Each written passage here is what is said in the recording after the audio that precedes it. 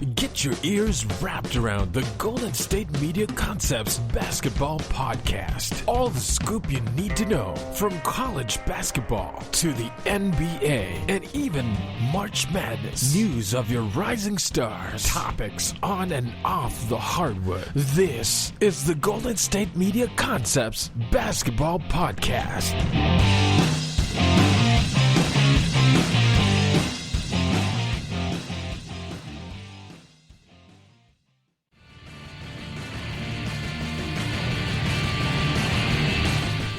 Welcome into the GSMC Basketball Podcast, right here on the GSMC Podcast Network.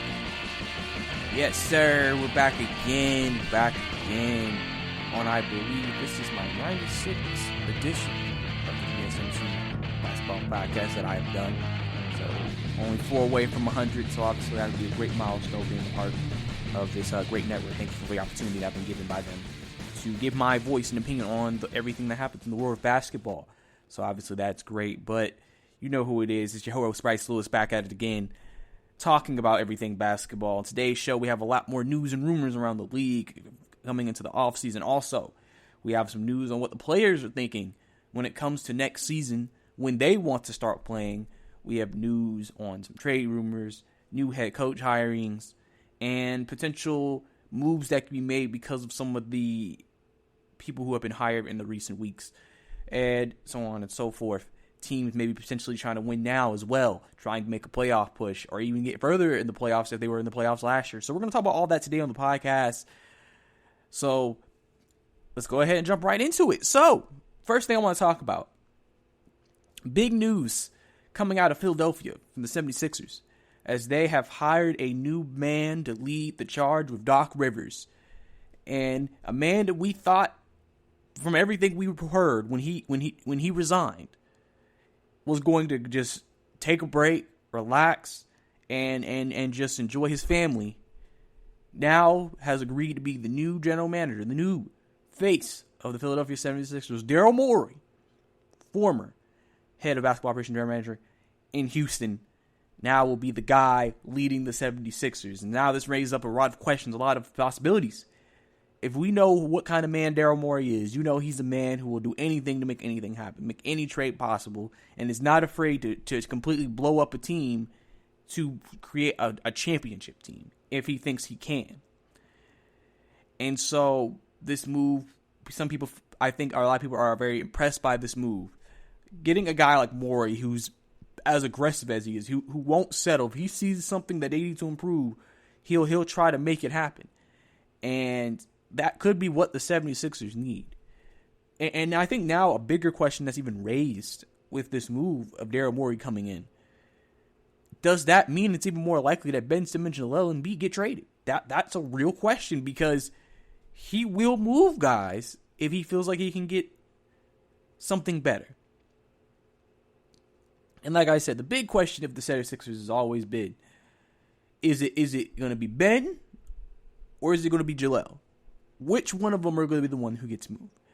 Daryl Morey probably could get a great trade for either one, knowing how he works and his magic that he can work. Is it possible that he even tries to maybe dip back into the bag and try to go after a James Harden potentially? Try to see if James is willing to come to Philadelphia and join him there. There's a lot of possibilities now, I think, that have been brought to the table with Daryl Morey now becoming the guy to help build this roster with Doc Rivers. And like I said, it'll be interesting to see what him and Doc come up with in terms of the vision of how they want this team to be. Because this isn't Houston with Mike D'Antoni and the fast-paced three-point small ball Rockets. You have two guys who, for the most part, don't seem like they can play together. And their styles clash.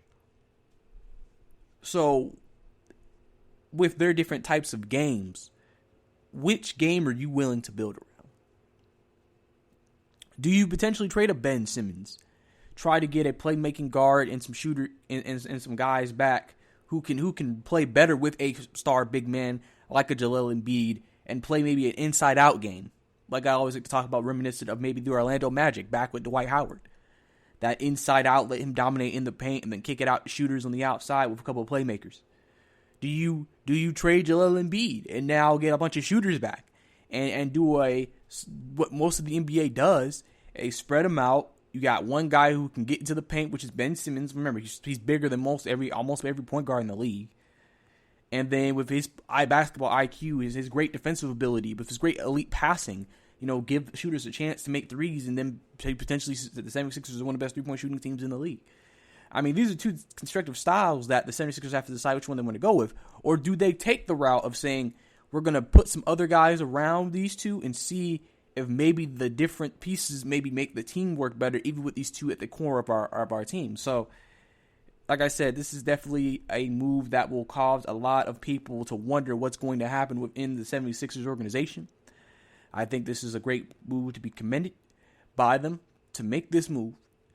Daryl Morey, like I said, has a track record of making big moves. So I would not be surprised if you hear more rumors from the 76ers about who they might be favoring to trade, who they might be willing to go after in free agency. I mean, all of that, I think, is going to be on the table. And I think it's going to make things very interesting within the 76ers in their team. Because I think everybody knows this team will not look the exact same as they did this past year. There will be some changes that will be made to this team. We just don't know exactly who will be getting moved and who won't be getting moved. I think that's going to be the biggest thing.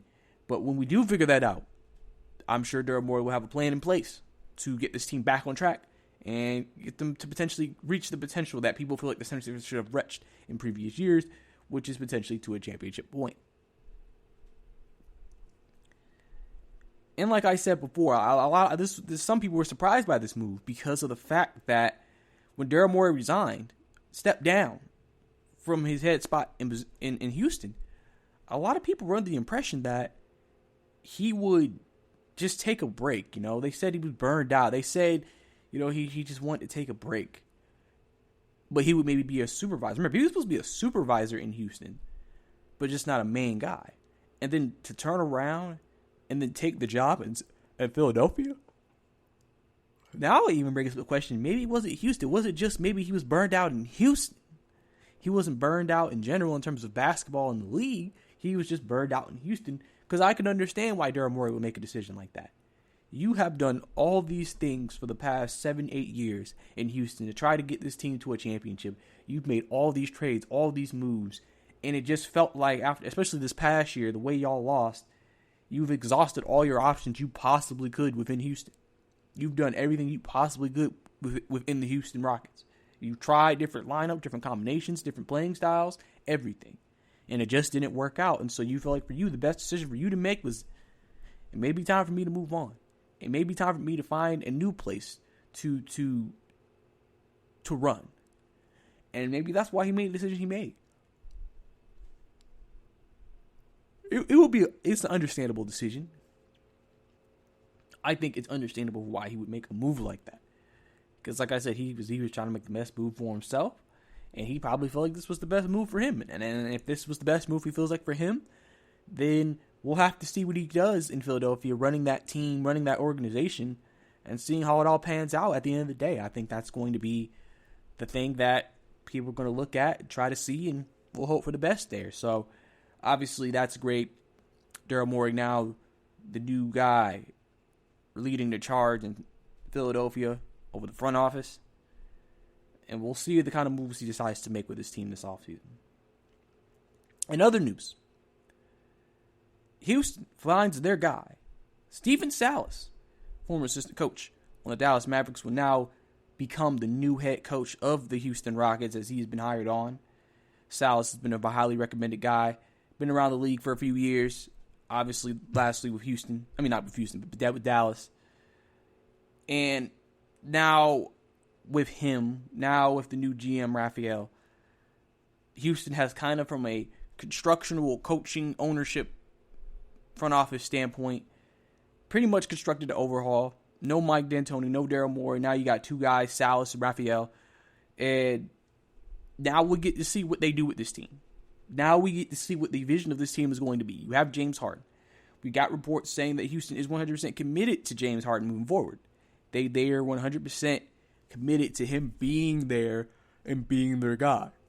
They truly believe that James Harden is the best player in the NBA in their opinion, and they feel like now it's our job to put the team around him that he needs for them to be successful. And so it's going to be interesting to see what they decide to do with this team. Obviously, as I've said before, the first issue they have is they have no big men. So obviously they have to go get some big men. They have to trade, they have to sign, they have to do something. They have to find some quality big men on top of that. That's why I've discussed it multiple times. Trading with the 76ers, you never know. With Daryl Morey there, he might, like, hey, Embiid, we'll give you Embiid. If not, there are other places they could go. I've said they could go after a Miles Turner in Indiana. That would be a good start. There's places they can go to find the big guy that they're going to need to man that front line. Because you only got small ball players. So the first challenge will be readjusting this team. And then the next situation with Steven Salas being the new head guy is what kind of offense does he want to run? Before small ball, remember, Houston was more of a isolation James Harden offense. James Harden makes all the plays. And then they did the small ball, three-point shooting, analytic offense overall. And so there's a very strong possibility that won't be the case anymore. That probably won't be the case anymore. So it'll be interesting to see the type of offensive system they do actually end up deciding to run here with James Harden. Because I'm sure it's still going to run through James Harden, but it may not be the same. I'm sure however they construct their team, they're going to want the team ball to be a little bit more evened out. And maybe not so much on James. Even though James, again, a star player, he's going to be the guy. But he's going to have to learn how to play a different way this year, which is going to be adjusted for James. It'll be interesting to see how he does. But going back to the 76ers for a second. One thing I'm curious about with the 76ers. Daryl Morey believes in analytics. He's an analytic guy. He believes in three-point shooting or dunks or layups. Well, Ben Simmons can give you dunks and layups, but he can't give you any type of shot, even a mid-range. So, the reason why I'm backtracking to it is that I was thinking about this while I was talking about Houston. And honestly, if he sticks to that philosophy instead with Philadelphia, in that situation, you probably have to lean Ben Simmons is out because Embiid can dominate in the paint. So in terms of high percentage shots, he fits that, and he can shoot the three. Yeah, he can shoot the mid range, but I don't think it's going to be too big of a deal because that's mainly his scoring is going to be done in the paint. Ben Simmons can't shoot, and I'm sure he's like, I don't want another Russell Westbrook type of situation where I have a guy who can't shoot. So maybe that's the guy they end up moving because of just maybe the way he wants to play basketball. If he sticks to that same analytic style of basketball. So that's something that we may have to look at and look out for potentially during this entire process because we don't know what kind of system they're going to run in Philadelphia. Because remember, Ben doesn't shoot threes or mid-ranges. So he doesn't really fit into the analytics style that Daryl Morey may want to have for the team. But it will be interesting to see how it all works out and whatever they all plan out, figure out, and so on and so forth. So we'll have to see what happens with all of that.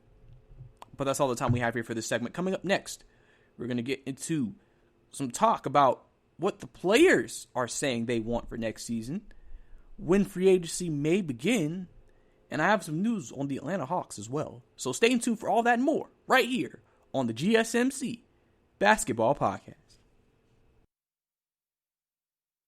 Football, basketball, and baseball are all back, and that means it's time to get down your bets. This is Brice Lewis here to tell you about my favorite sports book, and that's BetUS. I only endorse one sports book, and that's BetUS.com. Why you ask? BetUS is the pioneer in online betting with more than 25 years in the biz. You need a sports book with integrity and longevity, and you need to know that you're going to get paid. live betting, MMA, golf, horses, esports, entertainment, and all kinds of crazy prop bets and futures. They have it all. Nobody in the industry gives bigger bonuses than BetUS. Go to betus.com now and fill out your information. It only takes a minute. When you get to How Did You Hear About Us box, type in GSMC and you can get up to 150% in bonuses on your first deposit. Nobody beats that. I bet at BetUS, and so should you. Join BetUS today, and don't forget to type in GSMC and get up to 150% bonus on your first deposit. That's betus.com, America's favorite sportsbook. Are you looking for the very best NFL and college football podcast? Then check out the GSMC Football Podcast. Get the latest football news both on and off the field. From the NFL Draft to trades to the rumor mill to the NFL Combines, they got you covered. That's GSMCpodcast.com/football-podcast. Get updates on college rivalries, game day insights, and much, much more. It's football talk the way you want it. This show eats, sleeps, and breathes football. Don't forget to like them on Facebook and follow them on Twitter. Visit GSMCpodcast.com for more info.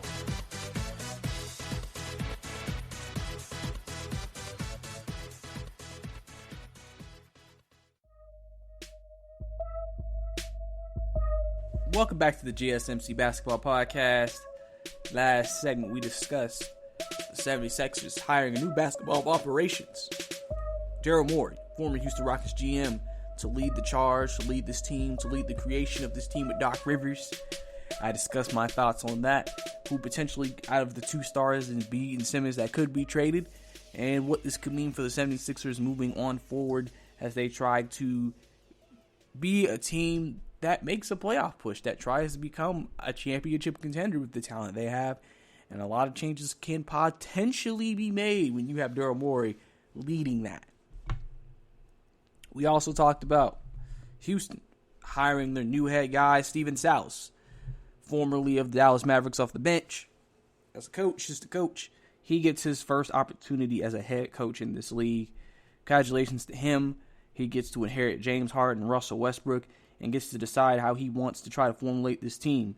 We all know the pressing matters and needs for Houston. Now it's a matter of how they get it done and how they put it all together on the court. Now we're going to get to some news surrounding next season. And the first report that I'd like to get into is that there is a substantial faction, of NBA players pushing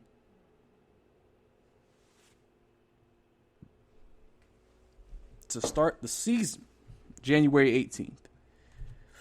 So earlier this week I told you guys that the plan was, especially at the NBA Boards of Governors meeting that's happening Friday today, when this episode comes out, that the NBA was looking to start the season December 22nd. But the players were not necessarily in favor of that. Danny Green made comments saying that he thinks players will miss the first month of the season if that happens. They feel like it's too soon.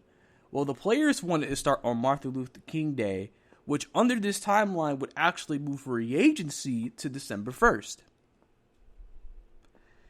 So, of note, Kevin O'Connor of The Ringer reported, team presidents and general managers met Wednesday, where they discussed a plan for a 72-game season that would start in late December. Because the goal for the owners and for everybody involved is to end the season before the Olympics.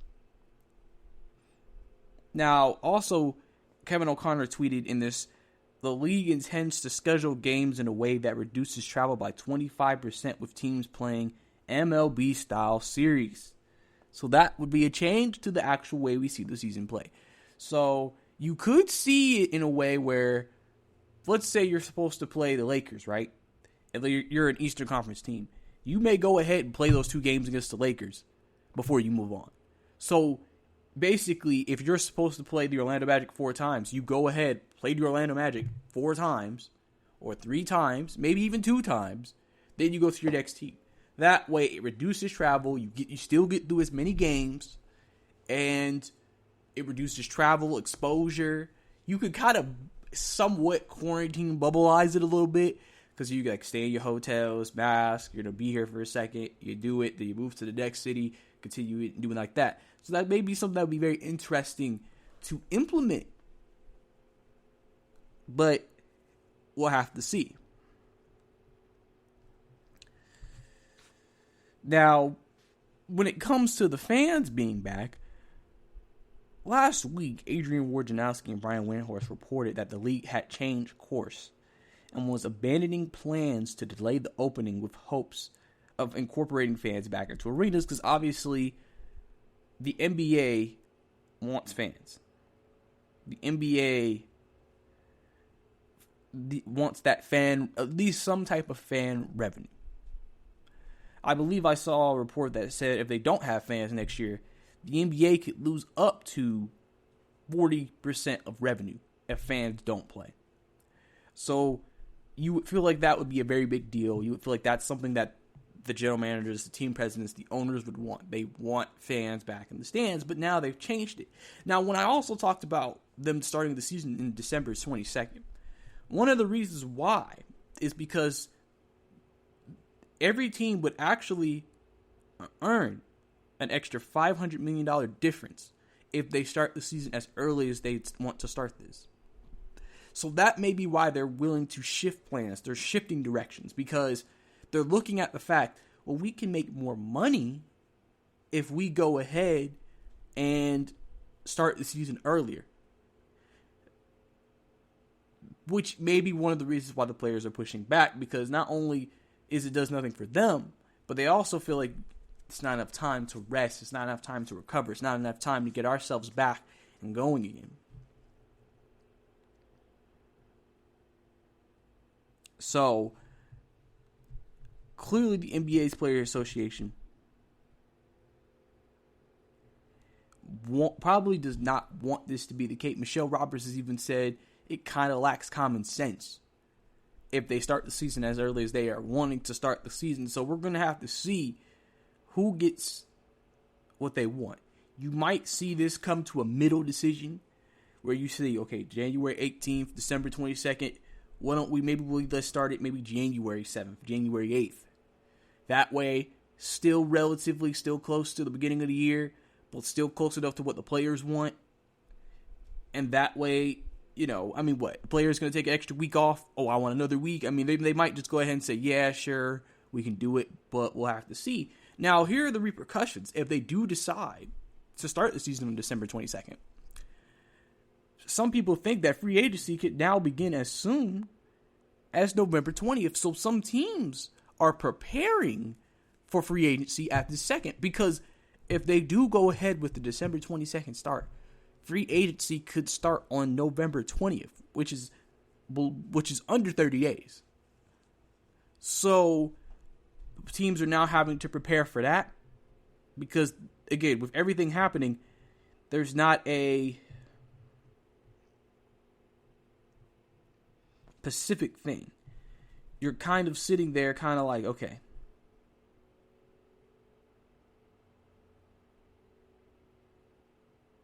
what are we going to do here? What are we looking at? What is the goal?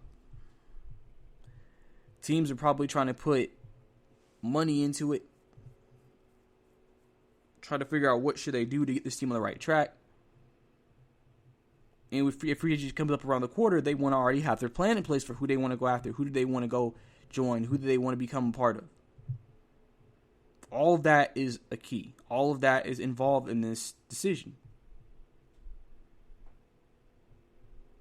So if free agency does start as soon as it says it could start, it's going to make things very interesting.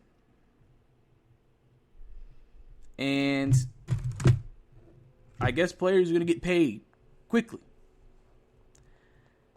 Now, again, I'm sure players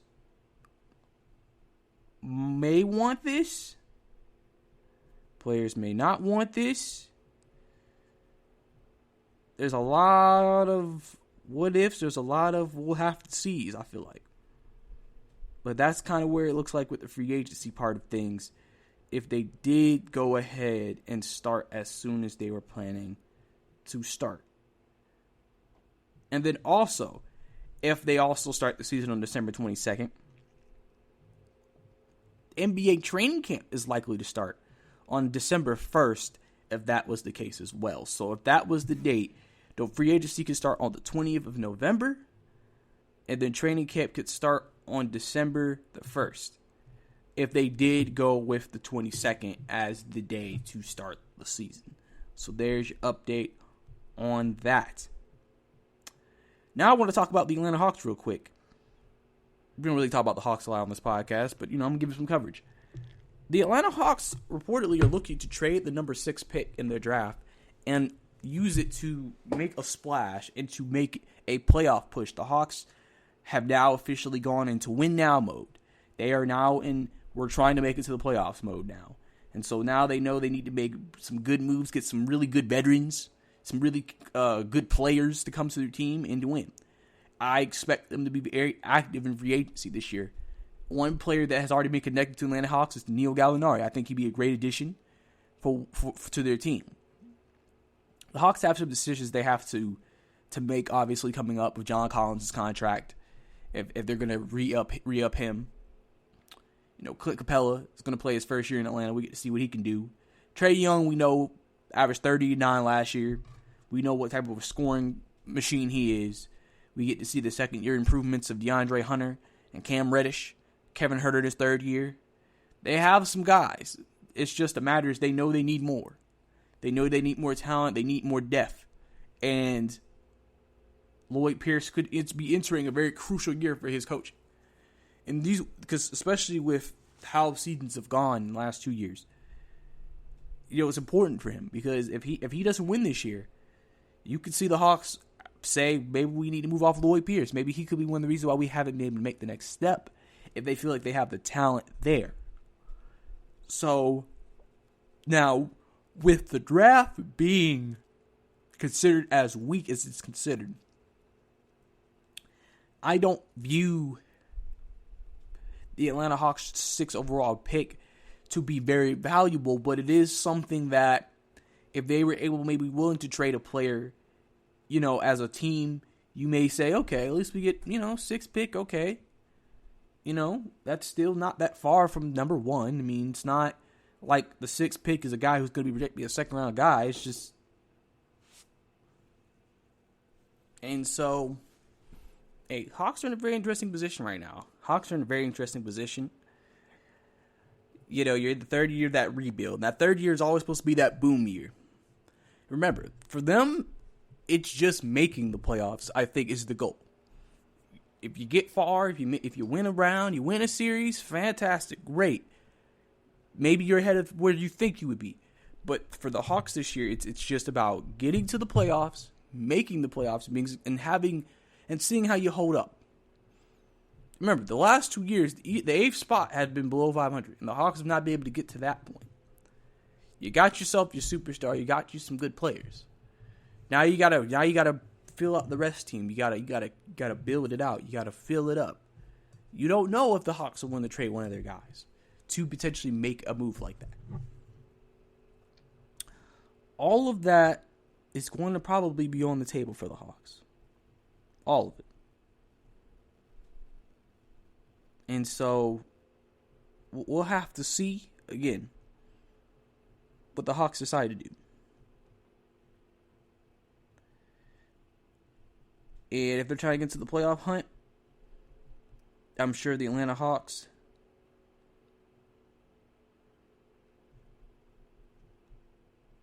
you probably want to do what you got to do to be great and give the city of Atlanta a team that they can at least say young, up and coming, and good, and potentially build off that success, and then potentially maybe get yourself up to potential playoff potential. But that's all the time we have here on this segment of the podcast. Coming up next on the GSMC Basketball Podcast, we got some rumors from both LA teams, Clippers and Lakers. Plus, we also have some Knicks news, so if you want to stay tuned for that, we'll talk about that right here on the podcast. And before we get out of here for this segment, don't forget, I just want to remind you guys, don't forget to follow us on Twitter at GSMC_basketball so we can interact about everything basketball there That is GSMC_basketball. Stay tuned. Check out the show that's built on the MMA. From the UFC to extreme cage fighting, they got the fights covered. Check out the GSMC MMA podcast. Get the latest news on past or upcoming fights. Join us as we talk to and about some of the biggest names in the MMA, past, present, and future. When it's the fight game, there's just one show to check out. GSMCpodcast.com/MMA-podcast. Don't forget to like them on Facebook and follow them on Twitter. Visit GSMCpodcast.com for more info.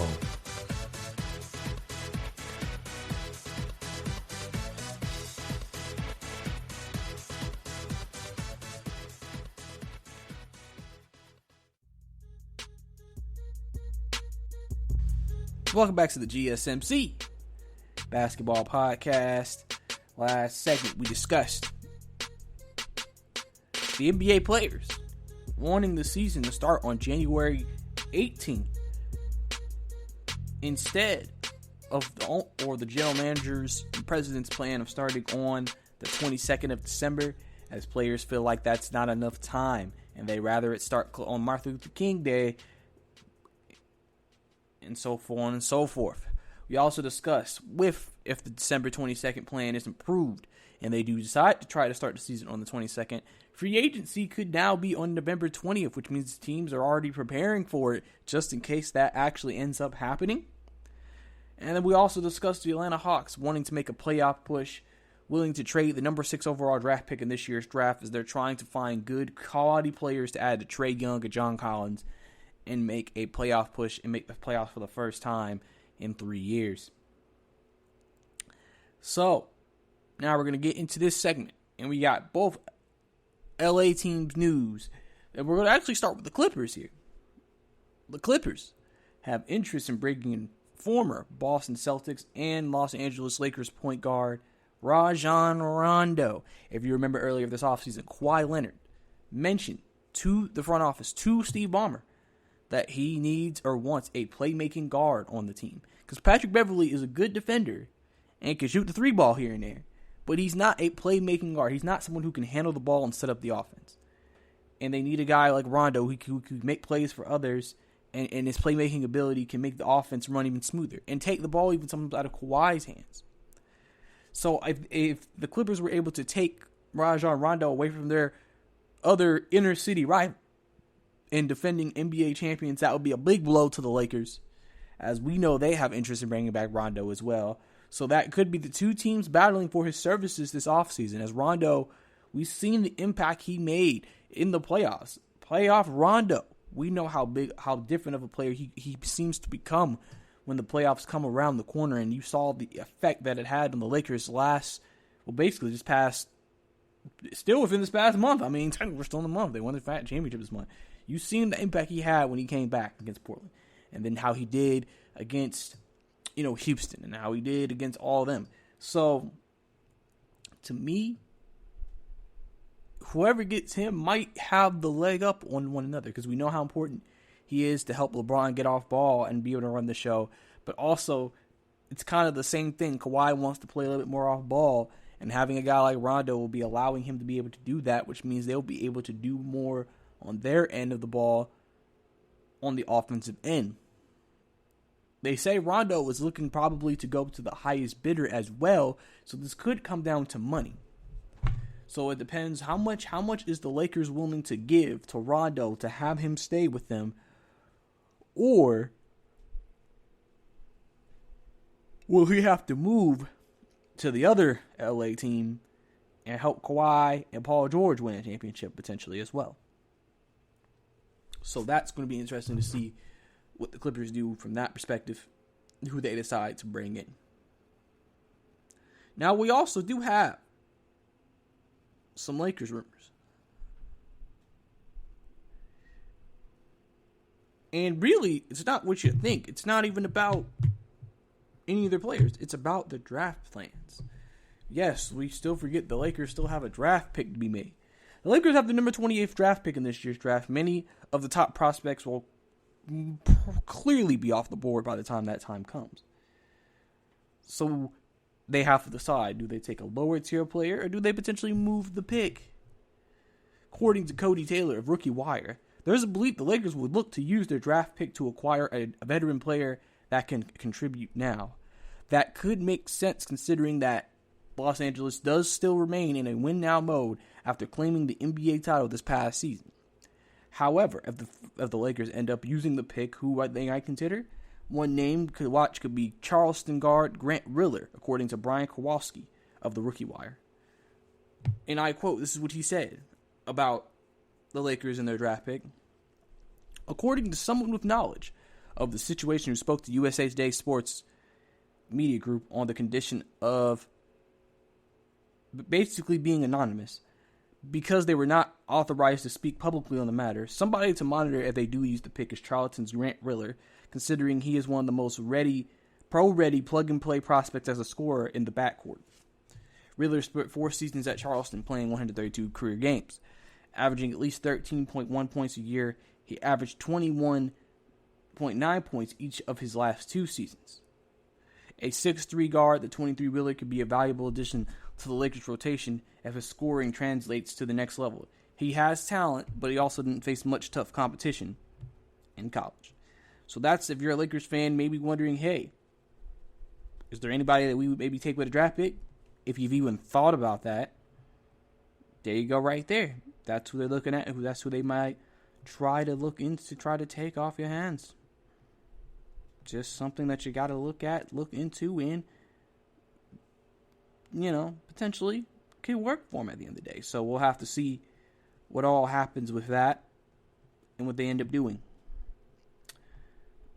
Then we also have some Knicks news. The Knicks are reportedly open to absorbing an expensive contract to acquire assets.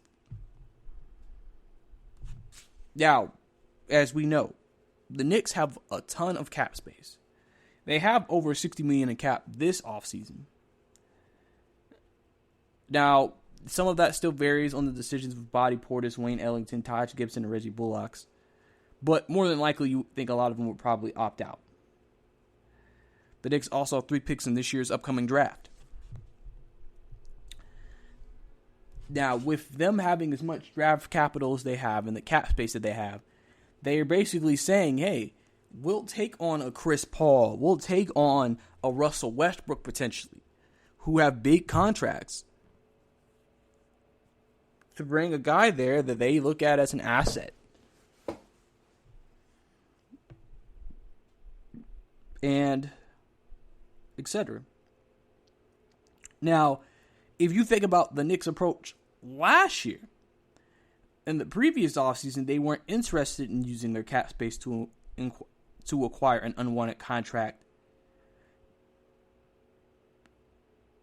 because they didn't want a player who didn't want to be with the organization. But now with new team president Leon Rose, that direction could change. Now, if you look at the Knicks roster, you see what they have. RJ Barrett, Mitchell Robinson are 2 people that they can work with. They have 2 guys that are young and talented. I think Bobby Portis played very well for them last year, potentially. He could be a guy they might also want to look at keeping around. But they have 2 young guys they can build around this roster and put the Knicks in a better position to be successful.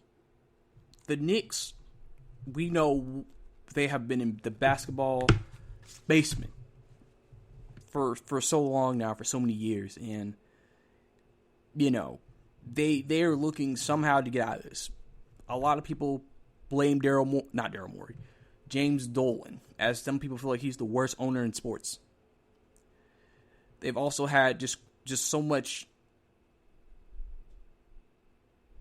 not corruption, but just so much dysfunction is the better word with their front office. From Phil Jackson to the last 2-3 guys they've had, Scott Perry, all of them.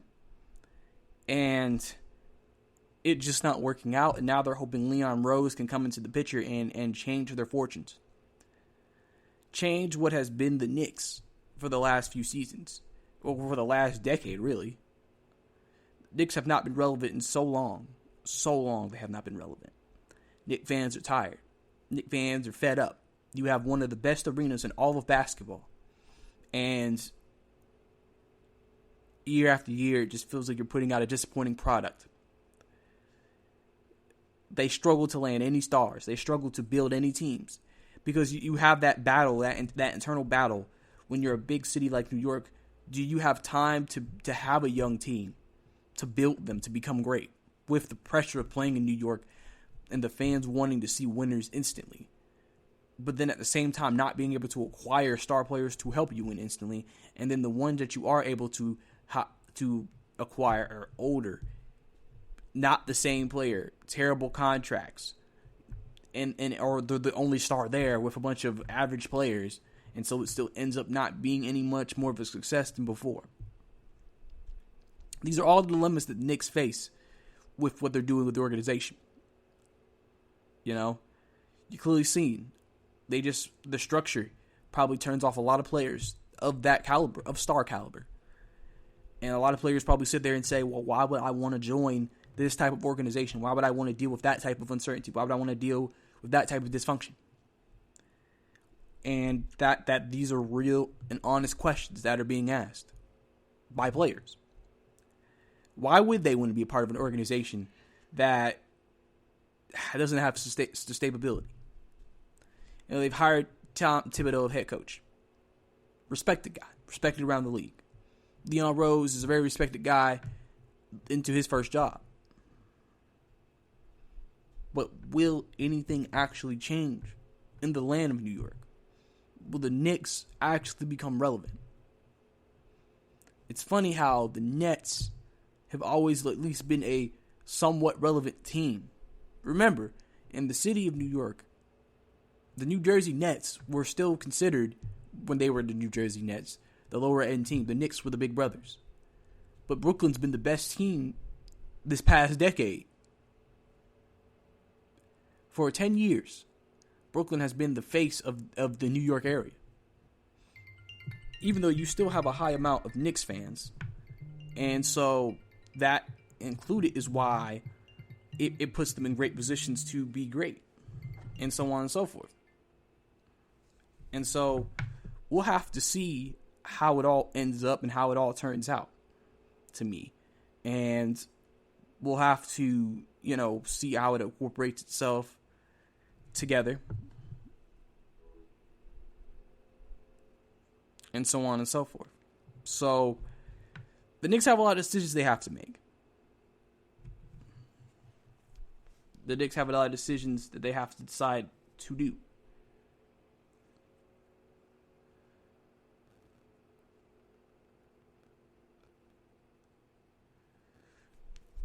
And so on and so forth. So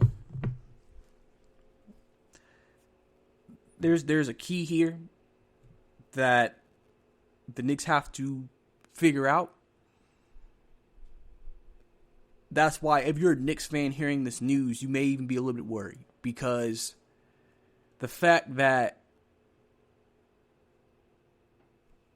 you're willing to acquire an undesirable contract may mean you may acquire a player who may not even fit or be good for what you want to do.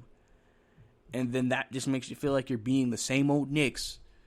And you could be putting yourself back into the basement, or staying in the basement, should I say, of the NBA.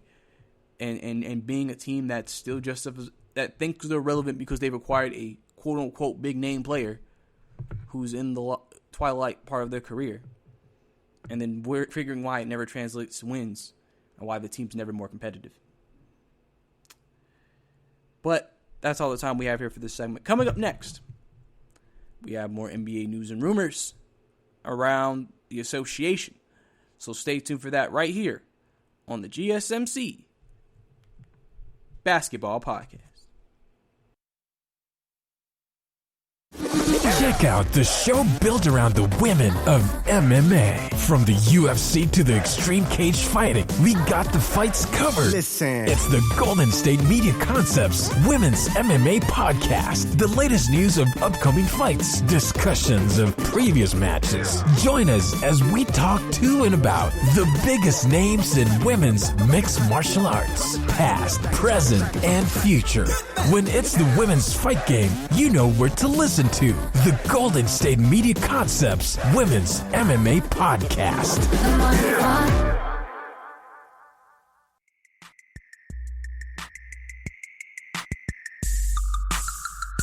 Welcome back to the GSMC Basketball Podcast.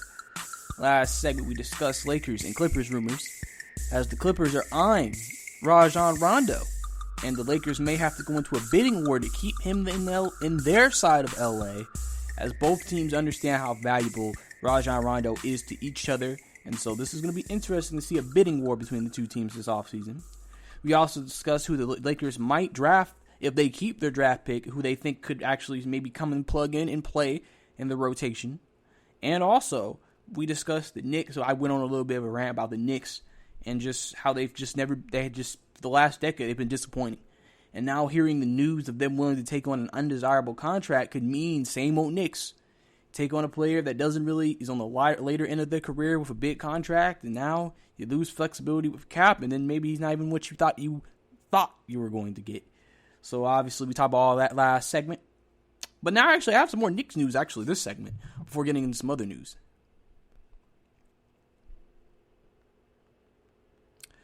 The Knicks are reportedly trying to trade up in the draft from number 8. They're trying to get up in the draft and go after LaMelo Ball. That's their target. That's who they want. That's who the Knicks want to bring in. LaMelo Ball. Now, it's going to be hard coming from 8. But they said one team to look out for that they might potentially trade with is Golden State. Because there was also a report that Golden State is staying very close in contact and looking at players between 8 and 10. So that seems like that may be a place they may trade down to. And who's number 8? The New York Knicks. So, and Golden State currently has the second overall draft pick.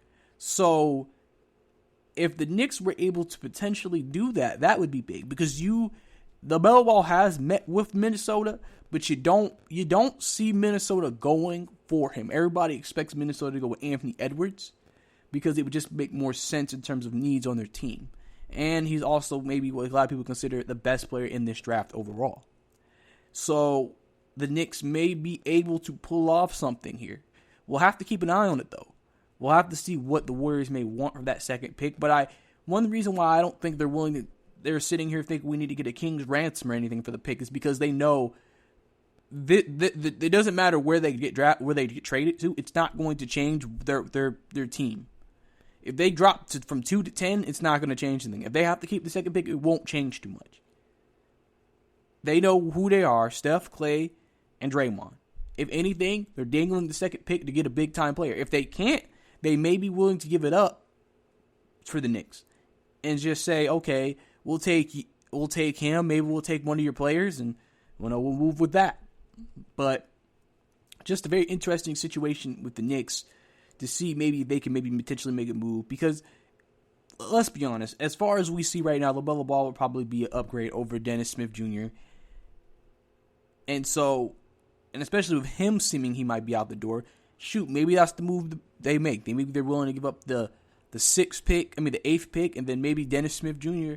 and see maybe if somebody's willing to take that package. So where the Warriors still get a point guard, and then they still get a draft pick. So it's something to keep an eye on with the Knicks and to see if there's something that can happen. But we also have some Milwaukee Bucks news, as the Milwaukee Bucks are reportedly interested and are throwing their name into the Victor Oladipo sweepstakes. They have interest in acquiring him if he was released by the Pacers. To me, that would be a very interesting team move, but I also think it's what they need. I think you have Giannis, you got Victor Oladipo, you have Chris Middleton. Victor Oladipo, to me, would be a better second option if he could become the Victor Oladipo before all the injuries. He would be a better second option to me than Chris Middleton. Plus, Victor Oladipo has some playmaking ability. And so that might be what Giannis needs. Now, I'm sure they're probably still looking to move off of Eric Bledsoe. I don't know if they did, maybe even was able to make a trade for Victor Oladipo. Would Eric Bledsoe be one of the players that would be included in that trade? But I think that would be a very good move for them. I think obviously, the Bucks, I believe their main two things they're looking for this offseason to help improve this roster is they're looking for scoring and they're looking for playmaking. Those are the two things that they know they need more than anything. And so that's where they're going to look. And Victor Oladipo gives them both. Victor Oladipo is a very underrated playmaker, in my opinion. He's very underrated. And like I said, if he can get back to where he was before the injury, he can score. And that can take some of the pressure off Chris Middleton. Now make him a firm third option. And then Giannis also now knows, if I don't have a good game, it's not all on Chris Middleton. We have Victor Oladipo who can do something. Because you think one of them has to have a good game, right? You always say with three players, one of them has to have a good game, right? You don't think all three of them are. So that is a move that Milwaukee's eyeing right now. And I think it would be a very interesting move if they were able to pull it off. So it's definitely something to keep an eye on. And I think, don't be surprised also if you see them in the Duncan Robinson picture as well, as Duncan Robinson is a very hot commodity on the trade block. And let's get into Duncan Robinson, because he is probably one of the best three-point shooters in all of the NBA, and the Heat are looking to get better, and they know Duncan Robinson is going to be a very big, outside of Tyler Hero, probably be their best trade asset. Teams like Philadelphia, I expect them to look into it. I expect Milwaukee to look into it. I wouldn't be surprised if you see potentially, teams like, well, I just said Milwaukee, right? Yeah, Milwaukee, and then teams like maybe Brooklyn. Maybe if they lose a guy like Joe Harris, remember, if they lose Joe Harris, it's because somebody went and paid Joe Harris.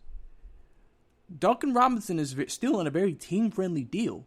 So maybe, you never know, Brooklyn has some assets. Maybe they're willing to sit here and say, hey, we'll give you a Chris LeVert or a Spencer Dinwiddie. And we'll take Duncan Robinson off your hands. And maybe another player. Maybe that's something that he might want to look into. So that's a potential destination as well. I can even see my Hawks throwing their names at the hat. They may make a move there. Add a 3-point marksman like Duncan Robinson to the lineup. Duncan Robinson's going to have a lot of suitors because everybody needs 3-point shooters. And so it'll be interesting to see who all is willing to really go out of their way to make that move for a Duncan Robinson. Because he's a very valuable piece to any team that picks him up. And everybody knows what he can do.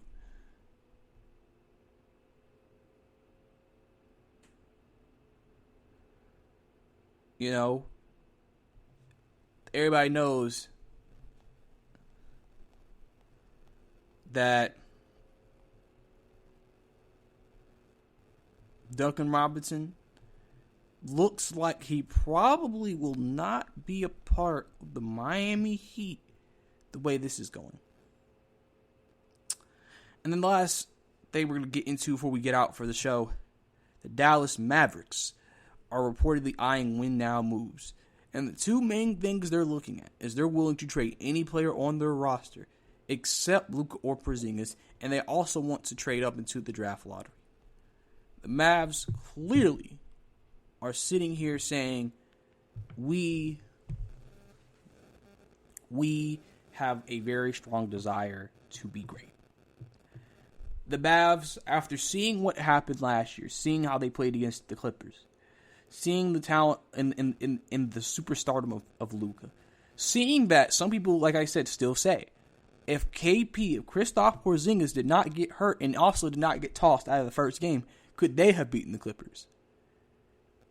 They probably look at that and say, well, if we can get another star, we'll be at the top of this conference. Because you see how great Luka is. If Kristaps can stay healthy, you see how hard it is to stop him. And then whoever they bring in, they know they'll be one of the top teams in the Western Conference. They'll be able to compete with teams like the Lakers. And so they're looking at a move. Now, I think it's interesting they're trying to trade up into the draft lottery.